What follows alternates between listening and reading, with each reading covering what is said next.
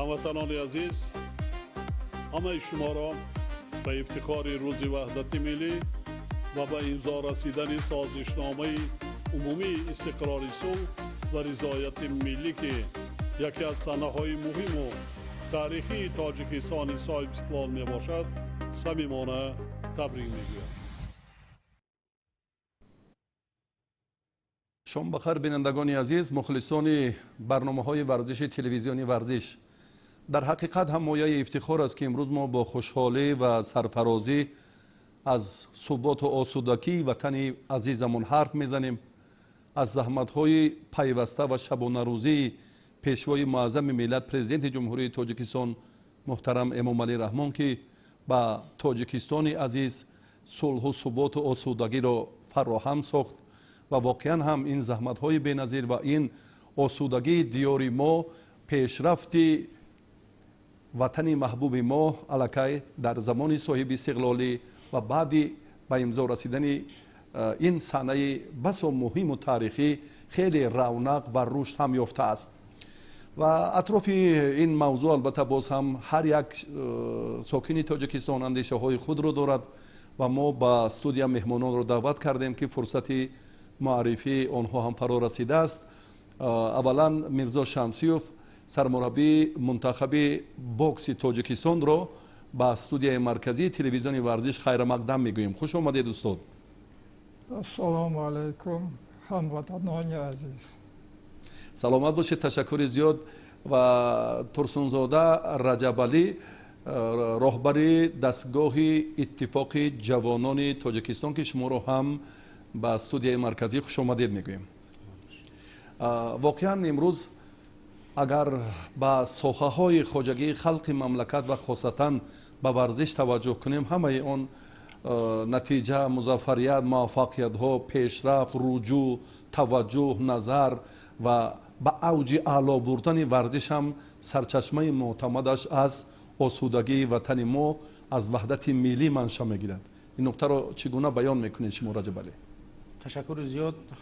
واقعا امروز برای ما بسیار رمزی است که ما 29 سالگرد روز وحدت ملی را جشن میگیریم و خیلی که همه ما و شما میدونیم وحدت ملی این پیش از همه با آسانی به دست نآمده، زیرا که تلاش و زحمت های بی‌واسطه اساسگزار صلح و وحدت ملی پیشوای معظم ملت پرزیدنت جمهوری تاجیکستان محترم امامعلی رحمان برای به دست آوردن وحدت ملی خیلی نظررس ارزیابی میگردد و خیلی که در اینجا ابراز کردیم امروز ما از وحدت، از استقلالیت حرف میزنیم. واقعا وحدت این پیش از همه برای مردم شریف تاجیکستان، مخصوصا برای جوانان، برای ورزشگران بسیار یک امکانیت های خوبی را فراهم آورد که امروز ما در همین یک گوشه دیار عزیزمون به واسطه در صلح و ثبات، یک آرامی کشور امور به سر برده ایستاده ایم. اگر ما از دستاوردهای دوران هم وحدت ملی و عموما دوران صاحب استقلالی کشور حرف زنیم، واقعا امروز ما میبینیم که ملت تاجیک، عموما تاجیکستان عزیز به یک دستاوردهای بزرگ نائل گردید که این همه از تلاش و زحمت ها و عموما توجه خاصه پیشوای معظم ملت پرزیدنت مملکت محترم امامعلی رحمان است. و امروز تربیت جسمانی ورزش و عموما ساحه ورزش که یکی از سمت‌های افضل‌النوک حکومت مملکت محسوب می‌یابد، این زیر توجه خاصه رهبر دولت است و بینید که در طول 29 سال وحدت ملی ما به یک دستاوردهای بزرگ در ساحه ورزش گردیدیم. اینقدر بنیاد انفراساختار ورزشی، عموما اشتراک ورزشگران در مسابقه های سطح بین المللی و پیش از همه جلب بیشتری نورسان و جوانان به ورزش که امروز مشاهده میگردد که اینقدر انشاءات های بزرگ قامت افروختند و مخصوصا اگر ما در مقیاس با جمهوری تاجیکستان شهر دوشنبه را ما اگر نظر افکنیم، واقعا شهر دوشنبه به یک شهر ورزشی تبدیل یافت که امروز برگزاری مسابقه های با نفوذ بین المللی نیز دایر کرده می شود که این پیش از همه دست ثمره آن همین وحدت ملی است. سپاس و تشکر میرزا شمسیوف. و زمان اتحاد جماهیر شوروی و بعداً ما با صاحب استقلالی رسیدیم. این نعمت به‌بهای مردم تمدن‌آفر تاجیک و وحدت ملی که سرچشمه معتمد برای خود مربیان هم گردیده بود، این نکات از نگاه شما چی بها دارد؟ وحدت ملی برای ورزشگران خیلی روخک شد برای اشتراک کردن در مسابقه‌های المپی، چمپیونات‌های جهان، چمپیونات‌های آسیا. دور شوروی و ما نمیتونستیم همین مسابقه با اشتراک کردن. برای چی؟ برای آنکه تاجیکستان، ترکمنستان، بعد چند دولت‌هایی که در شوروی بودن نمیتونستن با دسته SSR برآمد کردن، اهمیت نمیدادن همون وقتا. حاضر وقتی که استقلالیت، وحدت ملی تاجیکستان میتواند هم مجال اشتراک کردن. و نقطه بسیار مورد توجه آن است که تمرین ها فرق کننده شدند، جوانان بیشتر تربیت کردید و خصوصا با بانوان هم اعتبارتان جهت تکمیل دادن هنر آنها افضلی گرفت. یک نقطه لاحیده این خود موضوع و باز هم ده ها نفر دیگر را شما در همین عرصه بین المللی نه تنها آنها را معرفی کردید، بلکه تاجیکستان عزیز را توسط استعداد شاگردان خود معرفی کردید. همین نقطه چگونه موقع دارد در فعالیت شما؟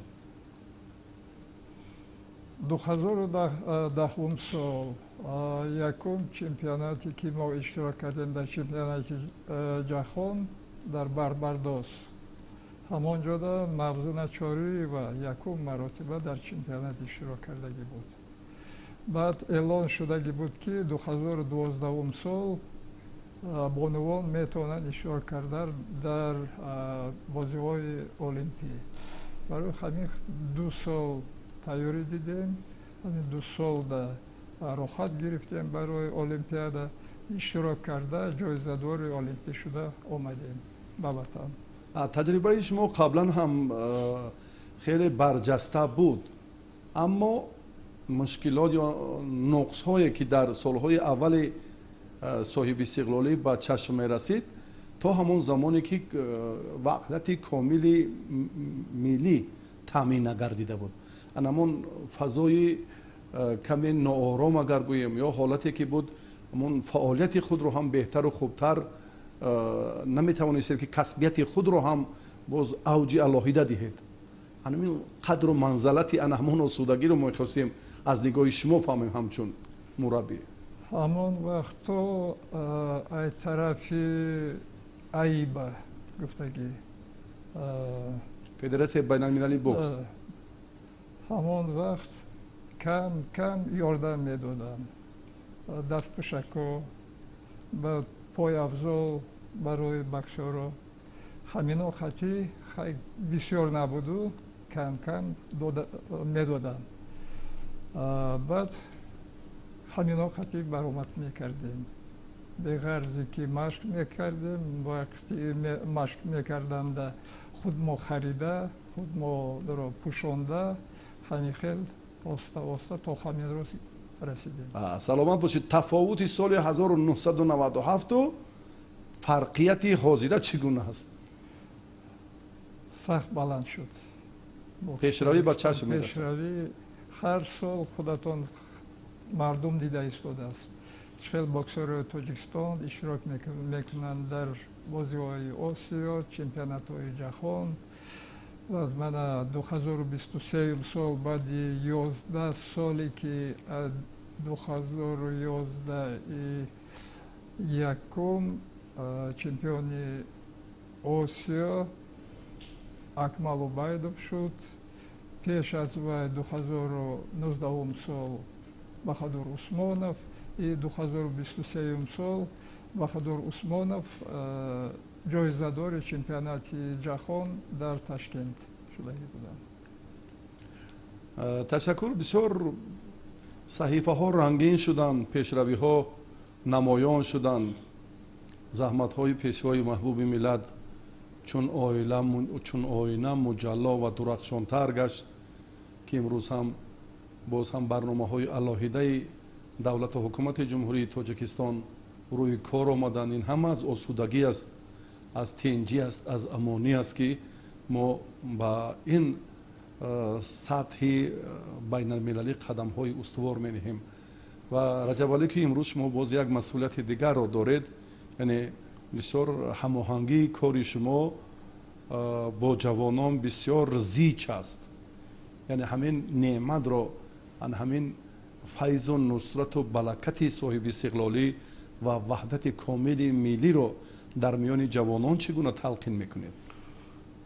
واقعا اتفاق جوانان تاجیکستان این یک نهاد هست که امروز برای تربیه کردن نسل جوان و عموما بلند برداشتن احساس وطن دوستی و وطن پرستی، اشتراک فعالانه جوانان در کارهای جمعیتی و عموما کارهای سازندگی و بنیادکاری روانه کرده شده است. و امروز ما میبینیم که حکومت جمهوری تاجیکستان زیر سیاست جوانپرورانه اساسگزار صلح و وحدت ملی، پیشوای معظم ملت پرزیدنت جمهوری تاجیکستان محترم امالی رحمان اینقدر توجه مخصوص در سمت سیاست دولتی جوانان روانه کرده شده است. و در این زمینه اتفاق جوانان تاجیکستان که خیلی که در بالا ابراز داشتیم، یکی از شاخه های اساسی پیشبرد سیاست دولتی جوانان محسوب می‌یابد. و واقعا امروز جوانان ما با آنمون تشبس‌های سازنده خود، با آنمون اراده قوی خود دست همدیگر گرفته برای آبادی سرزمینی کشور و عموما سهم گذاشتن در صلح و ثبات کشور امروز بسیار یک نقش باسزا را می‌بازند. و امروز ما هم کوشش می‌نماییم که با برگزاری چهاربینی ها، با یعنی که سفربری جوانان با چهاربینی های سیاسی کمی هم باشد سهم خود را برای معرفی کردن ملت تاجیک و بلند برداشتن مقدسات ملی که پرچم جمهوری تاجیکستان در عرصه بین المللی با آنمون تشبس و عموما با یک سازندگی، با یک حسی بلندی وطن دوستی و وطن پرستی نقش با سزای جوانان را در همین تحکیم صلح و ثبات استقلال دولتی و ما برای پیشرفت تاجیکستان صاحب استقلال سهم آنها را گذاشته باشه. تشکر زیاد. البته ما هم اینجا مهمانان زیاد را دعوت کردیم. البته فرصت دست دهد ما به نوبت آنها را معرفی خواهیم کرد و حالا امکانیت داریم که باز با دیگر منطقه ها هم در تماس باشیم. اندیشه برخی از کارشناسان استادان برجسته رو هم یک جایه بشنویم و از کارگردان خواهش میکنیم که برای مساعدت صحبت با استاد پیرف، استاد اتحاد جماهیر شوروی از ولایت سوخت با ما مساعدت کنند و برابری پیوست شدن ما البته باز هم فرصت داریم که راجع به نقش جوانان هم در تحکیم صلح و آسودگی ثبات کامل و مخصوصا پیشرفت ورزش ولایت سوخت خاصتا در این سمت در این منطقه شرق مملکت باز هم در کدام سطح هست. حالا فرصت داریم که صحبت رو آغاز کنیم. الو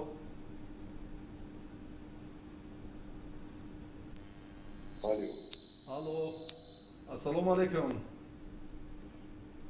الو الو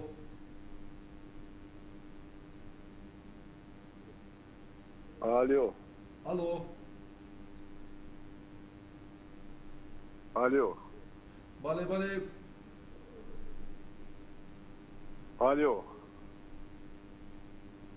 الو سلام علیکم. و علیکم سلام. صدا نیست. من از نام کل پهلوانان شمال کشور تمام مردم شریف تاجیکستان به مناسبت این بهترین نعمت وحدت تبریک و تهنیت میگویم.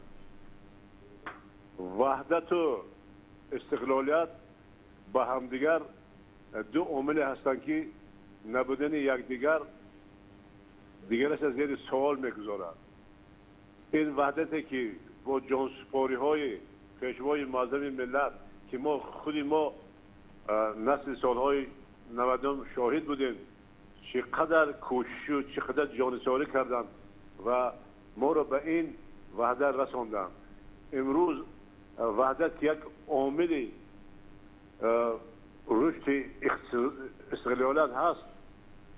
به وحدت بار دیگر میگویم که استقلالیت زیر سیار میشد. ما شاهد آن هستیم که بسیار در دنیا ملت های هستند که وحدت ندارند یا وحدت داشته باشند استقلالیت ندارند.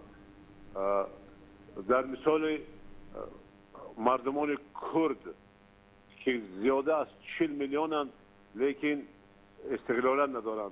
خوشبختانه تقدیر ما تاجیکان به انسانی که در وقتی در لحظه های حساس ترین تاریخ انسان به میدان آمدن پیشوای معظم ملت و ما تاجیکان ملت پریشان شده ساده را به وحدت آوردن که امروز استقلالیت آن 35 ساله می شود. ما ورزشگران در نتیجه این وحدت ملی این صلح آرامی که در این فضا در فضای آزاد مشق تمرین میکنیم و این کشور عزیز در سطح جهانی معرفی میکنیم. همه برآمد خوبی ورزشگران تاجیک این نشانه وحدت و استقلالیت است. بار دیگر تکرار میکنم که همه این با جانسیاری های پیشوای معظم ملت. سلامت باشید. تشکر زیاد. پیری کور شخصی محبوبه که در برپا کردن ورزش اجدادی ما گوشتینگیری خدمتتان هم ارزنده است و در نمودهای گوشتین و خاصتا هم جودو هم سامبو نمودهایی که بیشتر حالا توجه مردم به همان نگرانیده شده است. بیاید یک توجه میکنیم که کاخ لنگلیف هم زاده زمان صاحب استقلالی است، اما کوچکترین لحظه هایی که در همان سالهای اول صاحب استقلالی بود حالا بسیار هم به همان یک چی گویم تالار کوچک به کاخی محتشم تبدیل یافت. همین را چگونه ارزیابی میکنید؟ تعداد جوانان هم 10 چند 100 چند زیاد شدن در کاخ لنگلیف.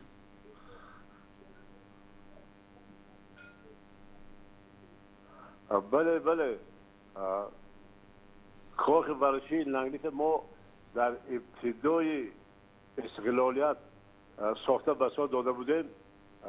بعد این واقعات دایر گشتن و خوشبختانه با جانساری های پیشوای معظم ملت ما به وحدت رسیدیم و امکانیت رشد نموده های گوشتین در همه شهر ناحیه‌های ولایت سوخت فراهم آمد و امروز در ولایت سوخت در تمام شهر ناحیه‌ها دهها تالارهای ورزشی، قصرهای ورزشی. من در روزهای نزدیک در جشن‌های نوروزی باز در مرکز ولایت یک بسیار یک قصر متشن با نام سوخت آرنا به کار در آمد. امروز هزارها جوانان در این دولت سالسال ما که نتیجه وحدت و استقلالیت هست مشق تمرین میکنند. ما باید جوانان عموما ملت تاجیک که در همین دور زمان دولت و آسایشتگی به وحدت و به استقلال نگاه داشتن، ما باید همه ما در اطراف حکومت کنستیتوسیونی جمهوری تاجیکستان که پیشوای معظم ملت ما این با جان با تمام کوشش ساخت. ما هر یک نفر در سایه خود ورزشگر باید پرچمبردار در عرصه جهانی باشد، عالم باید اختراعکار باشد، شاعر باید در وصف وحدت و استقلالیت و آبادی کشور شعر و داستان نویسد. همه این نتیجه وحدت و استقلالت است. عرض سپاس، تشکر زیاد برای صحبت صمیمی. یک فرصت بود که ما توانستیم با شما در رابطه باشیم. سلامت باشید از کامران شاه و از فریدون شاه و از دیوشتیج و باز از همان سلاله بزرگ استاپیروف ها ما خیلی تجربه گوشتین را و عموما دستاوردهای ارزنده را هم الکی در زمان صاحب استقلالی کشور بیشتر دیدیم و چون گفتیم که البته این سرچشمه همه این مظفریت ها را ما از ثبات کامل از آسودگی وطن محبوب میبینیم که در این جده هم واقعا فرزند فرزانه ملت تاجیک با آن شخصیت ها با آن مردمی که ناکام بودن و پریشان بودن خوشحالی هدیه کردن، نشاط هدیه کردن، تبسم هدیه کردن و در مجموع امروز تاجیکستان عزیز را به یک دولت گل شکوفان تبدیل دادن که الکی ما را در عرصه بین المللی بیش از 160 کشور دنیا خیلی خوب میشناسند و رابطه های حسنه و گوناگون در ساحه های مختلف خواجگی خلق مملکت هم داریم. چون در خصوص جوانان گفتیم و در مورد بوکس میرزا شمسیوف که امروز یک نقطه علاهیده دیگر آن است که وحدت کامل ملی برای دختران شرایط علاهیده را فراهم ساخت.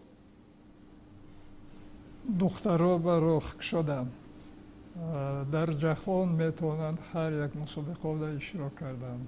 برای همین دخترهایی که میخواهند در بوکس مشق کردن بیایند زالای بوکس شدگی، معلمایی که میتونند تربیت دادن مرحمت شدگی بیایند.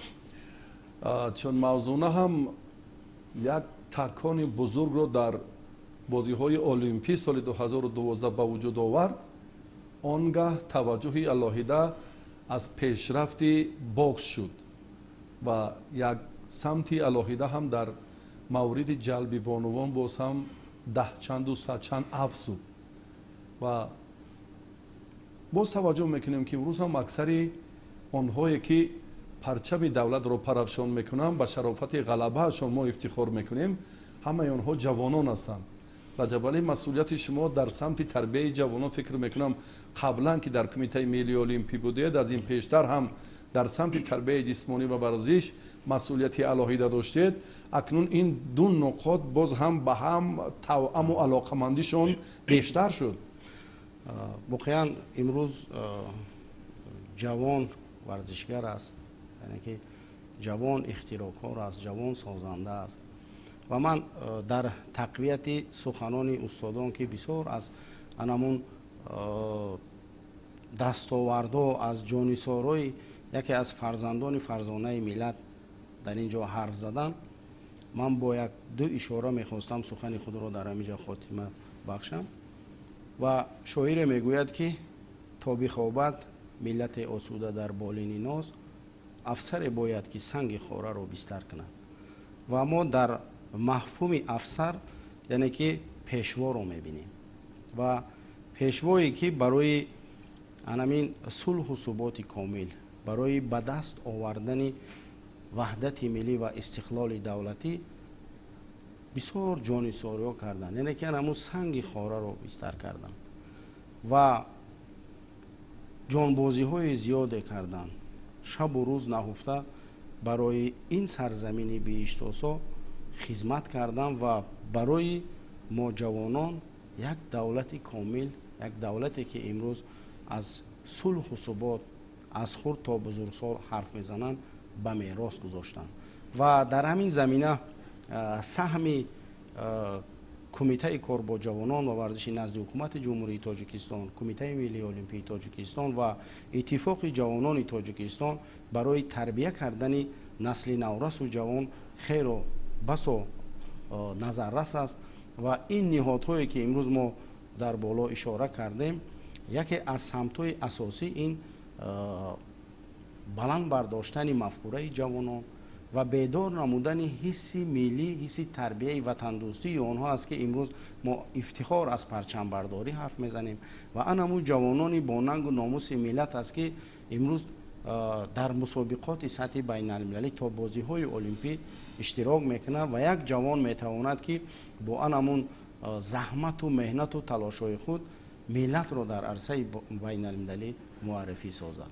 сипосу ташаккур, саломат бошед. ва чун ибтидо гуфтем ки меҳмонони мо ҳам айни замон дар студияи марказӣ ташриф доранд, фурсате ки мо дар алоҳидагӣ бо суҳбатҳои ҷудогона доштем инҷо ба анҷом мерасад. барои устод Мирзо Шамсиёв ки қадамранҷа карданд дар ин нимаи шаб, ба шумо ҳам барои ҳузуратон арзи ташаккур мекунем ва ҳоло як сюжеи таҳия намудаи ҳамкоромонро манзури бинандагон мегардонем ки мафҳуми ваҳдати миллӣ, боз ҳам хизматҳои пайвастаи пешвои муаззами миллатро дар ин самт дигар бора ҳам баён месозанд ва баъдан меҳмонони дигарро мо дар студия албатта интизор ҳастем.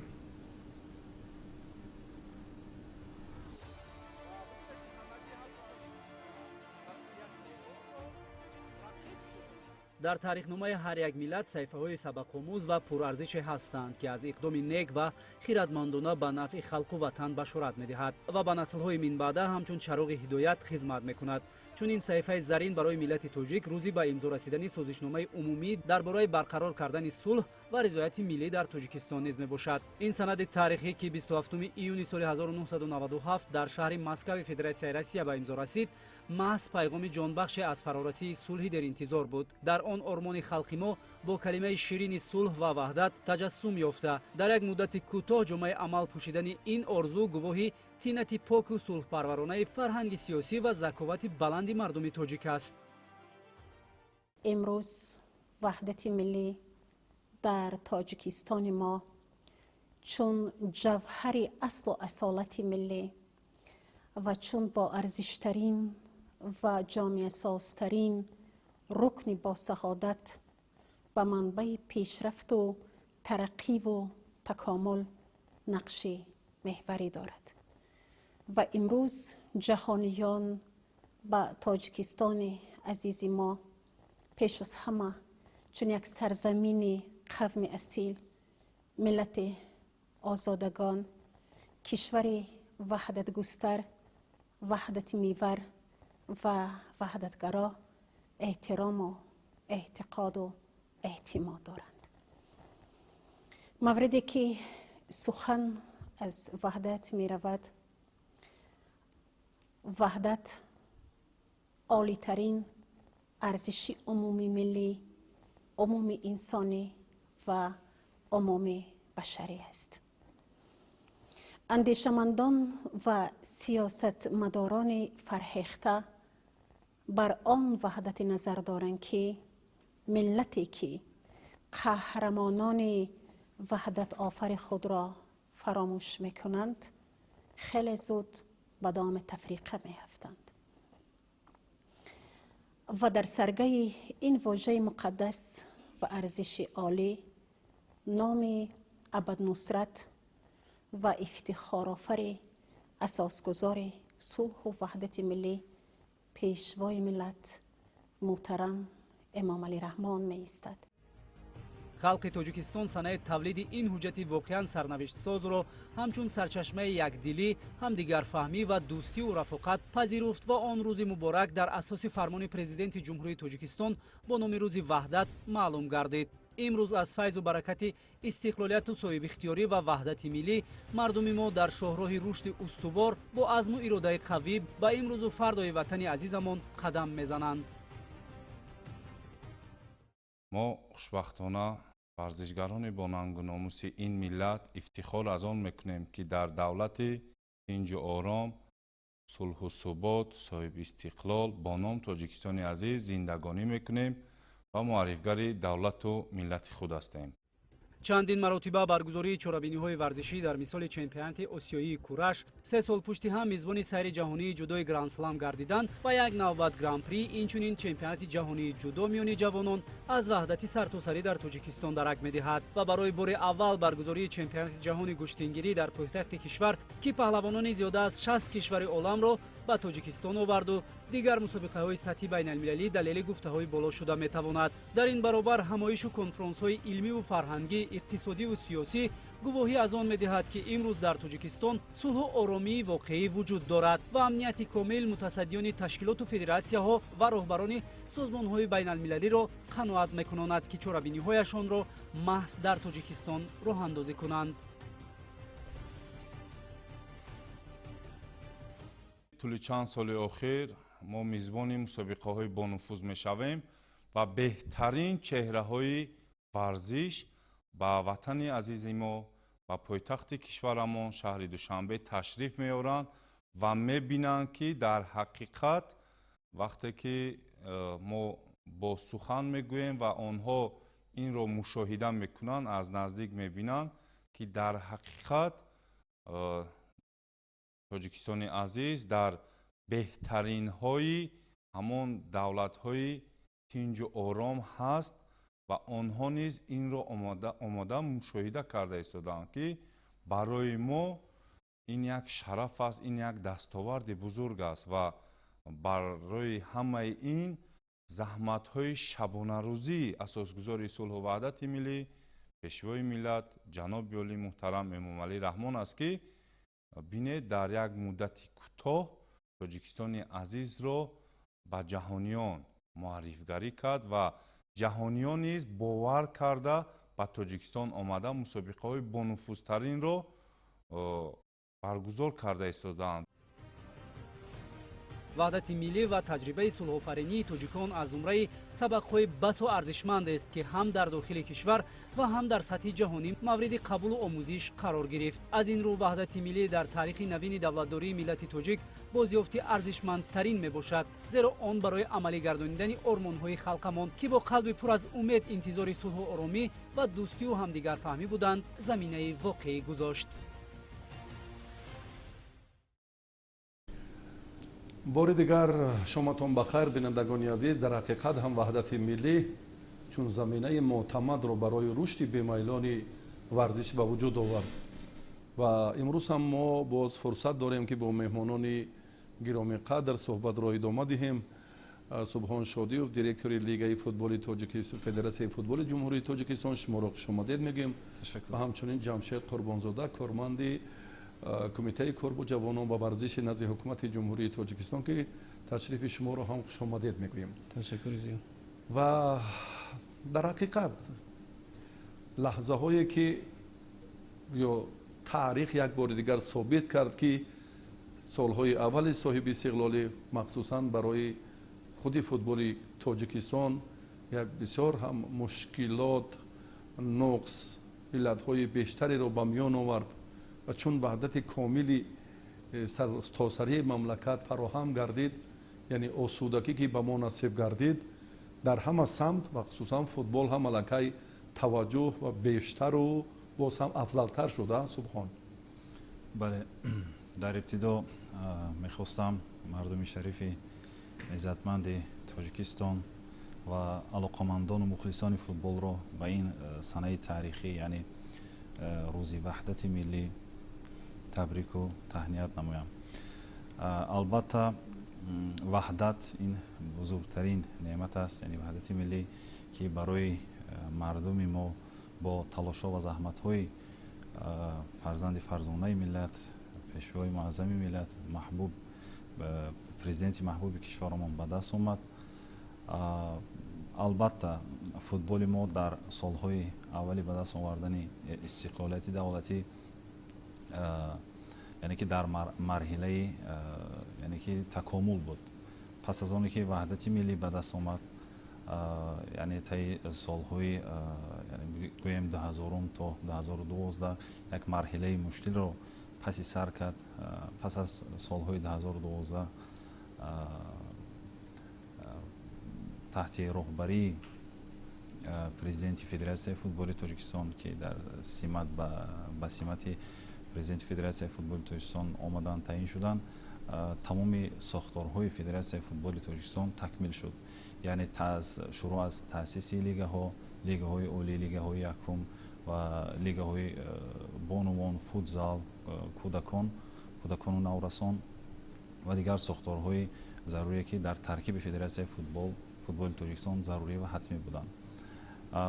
طی این سالهایی که ما علاقه پسر بردیم 4 مرتبه دسته منتخب جوانان ما به جام جهان راه یافت که ما امسال نیز شاهدی برآمد خوبی آنها بودیم در بازی های بین المللی. دسته منتخبی اساسی باشد، منتخب ملی هم باشد، علاقه باری دوم است که به مرحله فینالی جام آسیا را ختم یابد. سلامت باشید، تشکر زیاد. و امروز هم اولویت ورزش جمشید بیشتر گردید و باز یک عنصر دیگر، یک عامل علاهیده خود رشد تربیت جسمانی و ورزش، این همان برنامه‌های علاهیده دولتی بودند و از جانب دیگر باز هم یک عنصر دیگر، یک عامل دیگر تحت شعار دهه به دهه بسیار به مردم تاجیکستان و خصوصا به نورسان و جوانان زمینه بهتر را هم فراهم ساخت که به تربیت جسمانی و ورزش رجوع کنند. تشکر زیاد. البته باعث افتخار تمام ملت قشر جامعه امروزه واقعا وحدت ملی یک دستاورد بزرگی تاریخی خلق تاجیک به حساب می رود که در زمینه این ساحه‌های گوناگون جامعه علل خصوص ساحه تربیت جسمانی و ورزش رشد و نمو یافت. واقعا با شرافت سیاست خردمندانه و راهنمایی پیشوای محبوب عزیزمان در سال 2025 البته رو با عمومیت ورزش رو توجه به نهایت زیاد شد. وابسته به مسابقه که مرحله به مرحله اینجا حرف زدید، البته از جانب مقام وکالت‌دار دولت در ساحه تربیت جسمانی و ورزش یعنی کمیته کار با جوانان و ورزش نزد حکومت جمهوری تاجیکستان علاهیده جدول‌های روی دست گرفتند و اون مرحله‌ای که از کوچه به کوچه، دهه به دهه، جماعت به جماعت، ناحیه به ناحیه، منطقه به منطقه و به سطح جمهوریوی اون نفرانی که در مسابقه های مرحله ها اشتراک میکنند بعدا به مرحله نهایی راه مییابند که آنها میتوانند که آن فدراسیایی که از روی نمودهای دهه به دهه فعالیت مینمایند به اعضای دسته منتخب جمهوری تاجیکستان وارد شوند. یک نکته علاهیده دیگر در تأسیس دادن دسته های یکچین هم صبحان هم نمودهای دیگری، هم فوتبال رو در نظر دارم و نمودهای دیگری ورزش رو و بنده هم شاهد بودم در زمانی که در رادیوی تاجیکستان فعالیت میکردم، مخصوصا تولیدی دسته های هم لیگ یکم هم لیگ عالی، تولیدی دسته های یکچین نمودهای مختلفی ورزش، مکمل سازی اون در زمانهای اول، در سالهای اول صاحب استقلالی بسیار به یکی از پرابلم‌های مشکل تبدیل یافته بود و این رو اگر ما قیاس کنیم امروز البته از جانب مقام وکالت‌دار دولت در ساحه کار با جوانان و ورزش البته چمپیونات‌های جمهوری تاجیکستان برگزار می‌گردد که در اون چمپیونات جمهوری تاجیکستان علاقه هیئت دسته منتخب جمهوری تاجیکستان معین می‌گردد و برای سفربر نمودن به مسابقه‌های سطح بین المللی سفربر می‌گردند. دیگر مشکلات در عضو اعضای دسته منتخب مشکلات نیست که آن نفرانی آن ورزشکارانی که در چمپیونات جمهوری تاجیکستان علاقه غالی می‌گردند علاقه عضو دسته منتخب جمهوری تاجیکستان می‌باشند. فراهم آوردن شرایط مساعد، توجه نمودن به کار امروزه خود مربیان یک سرچشمه معتمد برای تحکیم دادن دسته های یکچین گردید. صبحان همان تفاوت سالهای اول صاحب استقلالی و پیشرفت حاضره جوانان رو در مکمل سازی دسته های یکچین فوتبال میخواهیم قیاسی آنها رو باز یک بار دیگر اینجا مورد نظر قرار دهیم. ولی اگر نظر کنیم به سالهای پیشتر، یعنی در نظر دارم که 15-20 سال پیش دوره اولی و دست آوردن استقلالیت خود همین جمهوری ما در کمی بحران کمونیکاسیونی قرار داشت. البته با تلاش‌های چگونه گفتیم رهبری عالی کشور ما علاقه از بحران کمونیکاسیونی برآمدیم که عامل اساسی و یکمی برقرار کردن یک چمپیونات در یک دولت این باید یعنی که راهها شده باشند. یعنی که شما نظر کنید از ولایت سوخت امروز ما میتونیم به ولایت ختلان در حدوداً 4-5 ساعت رفته رسیم. عامل اساسی یعنی برگزاری یک چمپیونات ها تشکیل شدن، در چمپیونات ها کلوب ها تشکیل شدن. در نظر دارم چمپیونات تاجیکستان بین دسته‌های لیگ عالی، چمپیونات تاجیکستان بین دسته‌های لیگ یکم که حالا خود حاضر 28 کلوب های فوتبالی، دسته‌های فوتبالی در این دو دیویزیون اشتراک میکنن و منتظم برای موندن چمپیونات، بازی های چمپیونات های تاجیکستان چی در بین دسته‌های لیگ عالی چی بین دسته‌های لیگ یکم باشد، کاری مربیان را برای انتخاب فوتبال بازان کسبی در هیئت دسته‌های منتخب های همه سن و سالها بسیار آسان میکند که همزمان تأسیسی منم تلویزیون های ورزشی فوتبال، تلویزیون ورزش، شبکه فوتبال، تلویزیون ورزشی خودی ورزش، شبانه روزی و همه بازی های فوتبالی را پخش مستقیم میکنند و این بسیار یک فرصت خوب است، امکاناتی نغز است برای انتخاب کردن بازیگران به دسته‌های یک چین ملی. سپاس و تشکر. حالا ما فرصت داریم که باز با مهمانی دیگر در رابطه باشیم. نصرالدین زاده رمضان، سردار ریاست کار با جوانان و ورزش حکومت ولایت ختلان که البته در این روز فرح باز گفتنی های بیشتر دارند. یکی از ولایت های بزرگترین مملکت که اونجا هم جوانانی بیشتر و دستاوردهای ارزنده در این سمت خیلی زیاد هم هستند. الو الو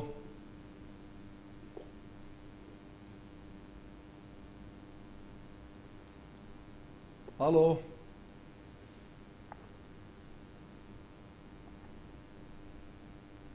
الو سلام علیکم. الو سلام علیکم، شما بخیر. سلام علیکم. و علیکم السلام. عید وحدت ملی مبارک باشد.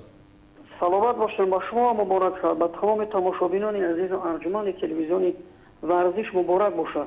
سلامت باشید. میخواستیم همین نکات علاهیده و تفاوت کار امروزه را از همان سالهای اول زمان صاحب استقلال مملکت و بعد آن که وحدت کاملی ملی به دست آمد بفهمیم که در ولایت ختلان همین سمت چگونه نفوذ و موقع دارد.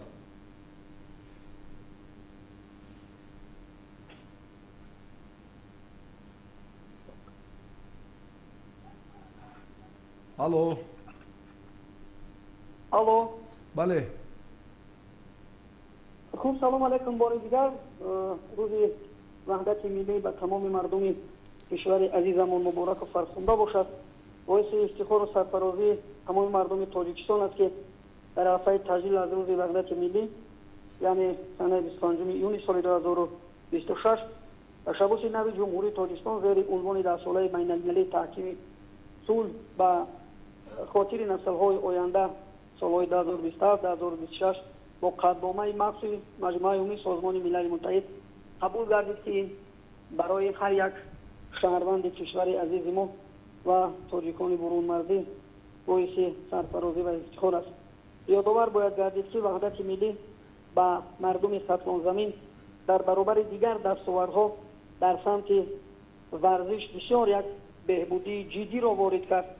بخصوص در سال 2025 با دستگیری های به واسطه مقامات اجرایی حکومت دولتی ولایت ختلان در حدود ولایت 7 مکتب ورزشی مخصوص فوتبال تأسیس داده شد که شماره مؤسسه‌های ورزشی در حدود ولایت به 45 عدد رسید و امروز در همه مؤسسه‌های ورزشی حدود ولایت گروه‌های مخصوص فوتبال، گروه‌های کشتی ملی، جودو و عموما از روی نمودهای گوناگون ورزش زیاده از 19596 نفر ورزشگران و تمرین‌ها مشغول هستند و باعث افتخار مردم ولایت ختلان است که روزهای 25 و 28 سال 2026 در شهر منیلای جمهوری فیلیپین چمپیونات آسیا اوید به گوشتن سامبو بین نورسان جوانان و کلانسالان برگزار گردید که در این چهاربینی بین المللی ورزشی از سرور مؤسسه دولتی مکتب ورزشی ناحیه وفش نبیوف عبدالمنان در وزن 71 کیلو اشتراک نموده سزاوار جای سیوم و مدال برنجی گردید. نصرالدین زاده، ما با اگر اینفراستراکچورهای ورزشی توجه کنیم امروز هم بسیار قابل قبول است که جوانان به همان مسئولیت‌های همیشگی و تمرین‌های پیوسته آنها هم در زمان خود صاحب استقلالی مملکت اگر قیاس به سالهای اول استقلالیت دولتی کنیم همین تعدادی جوانان افزایش یافت، یعنی تربیت جسمانی و ورزش عمومی گردید، محبت مردم و دلگرمی مردم باز هم صداقت مردم و خود حیات شایسته بیشتر و بهتر گردید. همین جهت‌های فرق کننده، همین بندهای علاهیده که بسیار تفاوتشون از زمین تا آسمان است در ولایت ختلان چگونه نقش دارند؟ کمی اوستون پستر بود قبول منشو نفهمیدم. سلامت باشید. یک بار دیگر توجه میکنیم اگر به نقطه های علاهیده که عمومی گردن تربیت جسمانی و ورزش در ولایت ختلان و اگر قیاس به همان سالهای اول صاحب استقلالی کنیم امروز هم کاملا فرسخ‌ها فرقیت و تفاوت و پیشروی ها به نظر میرسد. همین نقطه در ولایت ختلان چگونه نقش دارد؟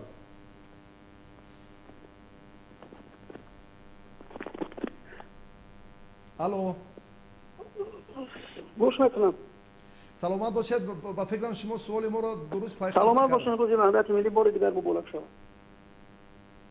سلامت باشید. تشکر زیاد برای زنگ تلفن. از شما سپاسگزاریم که با ما در رابطه بودید. سلامت باشید. یک بار دیگر عید وحدت ملی به مردم ولایت ختلان و خاصتا به جوانان ورزشگران صمیمانه مبارک باشد. و توجه میکنیم به مهمانانی که حالا هستند. اگر ملک امان یک نفری که باز هم در ساحه حرکت المپی ولایت مختار کوهستانی بدخشان شخصی مسئول هستند، اگر توانیم که با اون نفر هم در رابطه باشیم فکر میکنم که خیلی به میشه، چون که تمام منطقه های تاجیکستان رو اینجا هم توجه نقطه علاهیده که ما چون در خصوص نقش وحدت ملی در تحکیم فعالیت مؤسسه های ورزشی و عمومی کردن تربیت جسمانی و ورزش این نقطه بسیار هم مورد نظر و توجه بودند و متاسفانه اینجا هم کارگردان بیان کردند که چند دفعه توجه کردیم اما گوشی را نبرداشتن ملخمون. به هر نوع ما باز امکان داریم باز فرصت میدیم به صبحان با جمشید که امروز هم روند کار را در تقویت همین مسائل علاهیده باز هم بیشتر بیان سازم. یعنی امروز ما با افتخار از پیشرفت وطنی عزیزمون حرف میگوییم.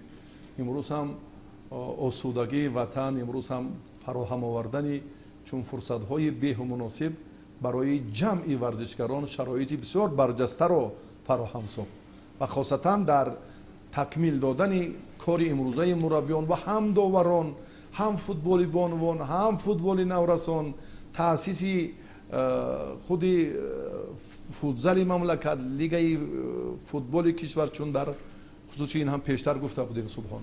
بله،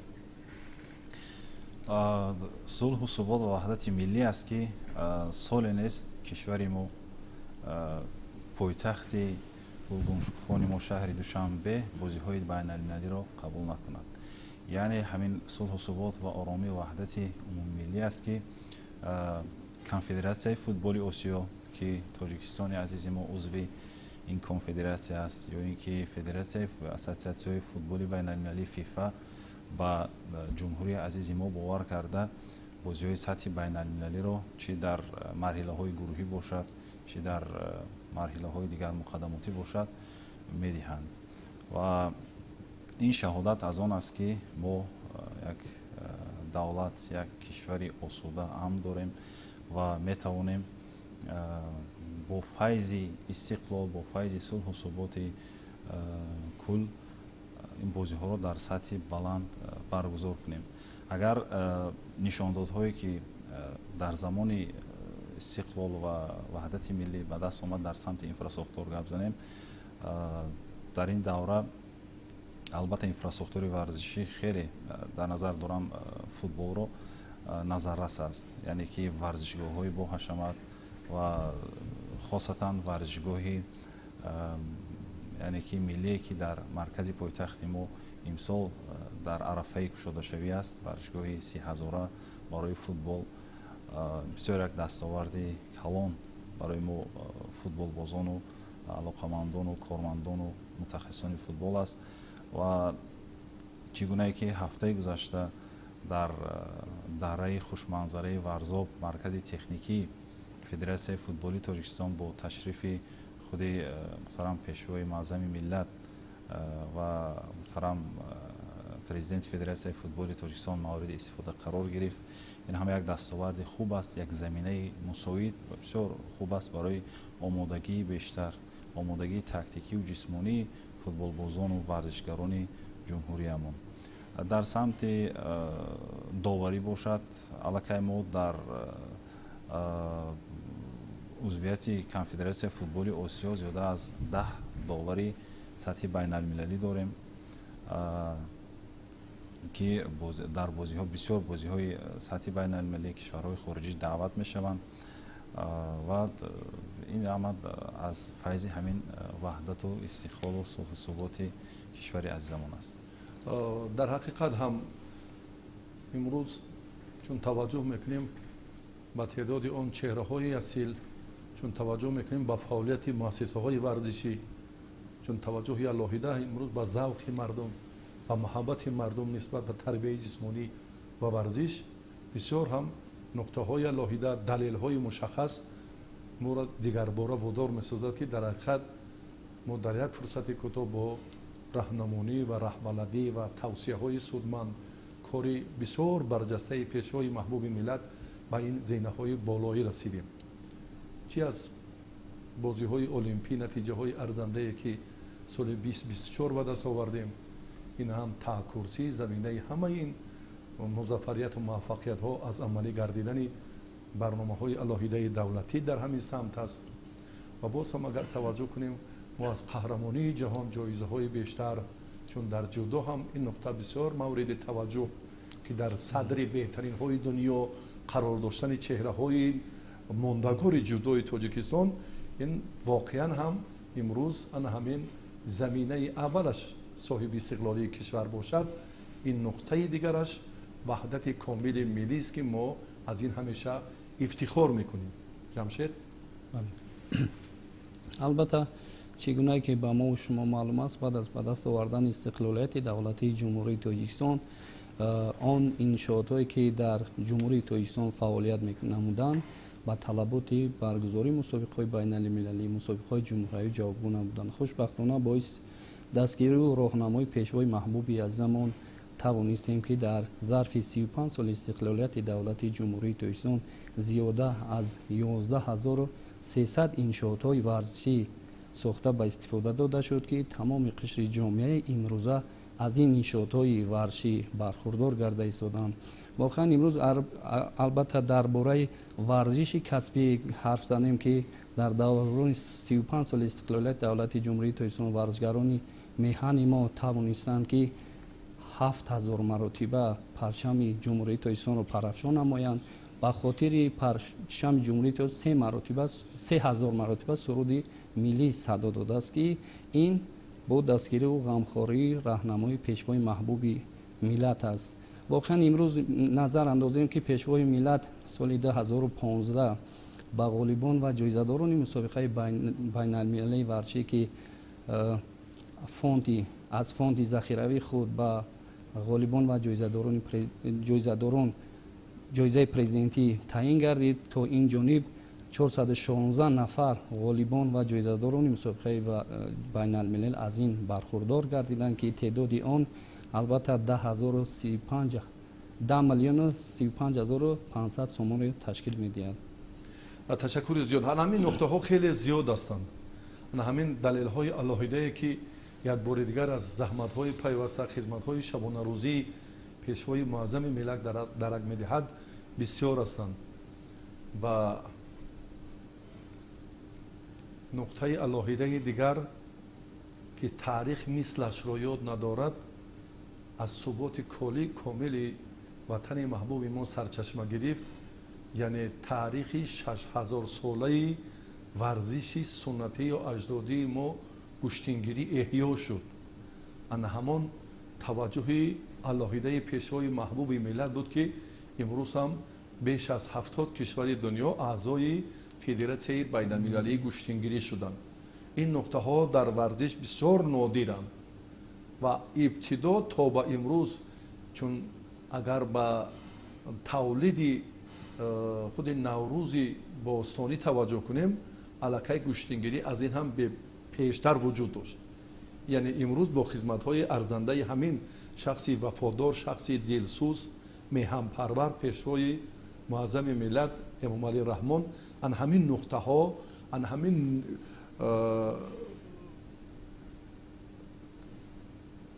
хусусан намудҳои варзише ки ба нестӣ рафта буданд, махсусан ҳамин гӯштингирӣ эҳьёи дубора ёфт ва ба ҷаҳониён муаррифӣ гардид. ва имрӯз ҳам иқтидори истиқболи зиёди ҳам варзишгарон, ҳам мураббиён, ҳам дастаҳои якачини дигар минтақаҳои сайёра дар шаҳри Душанбе бештар гардид, ки чемпионати ҷаҳон ҳам дар ин ришта барпо гардид ва мо дар кафа ҳамчун давлати бисёр ҳам мутараққии Осиёи марказӣ мизбонии аксари чорабиниҳоро дар футбол ба дӯш дорем, ҳам дар футзал, ҳам дар футболи наврасон, ҳам дар футболи онҳои синашон 17 то 20 сола ҳастанд ва ҷоизаҳои алоҳида ҳам аз ҷониби Конфедератсияи футболи Осиё ба унвони президенти Федератсияи футболи Тоҷикистон тақдим гардид. ин нишонаи ҳамаи суботи комили ватан аст, пешравии тарбияи ҷисмонӣ ва варзиш аст, заҳматҳои ҳамешагии президенти маҳбуби мост. мо барои ҳузуратон арзи ташаккур мекунем. воқеан ҳам агар фурсате ки мо бо шумо як бисёр саҳифаи дурахшонро ҳам дар футбол, ҳам дар намудҳои дигари варзиш барагардон кардем, ё қиёси он замони аввали соҳиби истиқлолиро ва баъди заҳматҳову баъди ин қадар чӣ гӯем, агар талафот ҳам гӯем иштибоҳ нест, чунки барои ба вуҷуд овардани ваҳдати миллӣ дар маҷмӯъ бисёр ҳам заҳматҳову талошҳову ҷонфидоиҳову сарсупурдагони бештар ҳам аллакай аз байни мо рафтанд ва ин кор саҳлу оддиву осон набуд.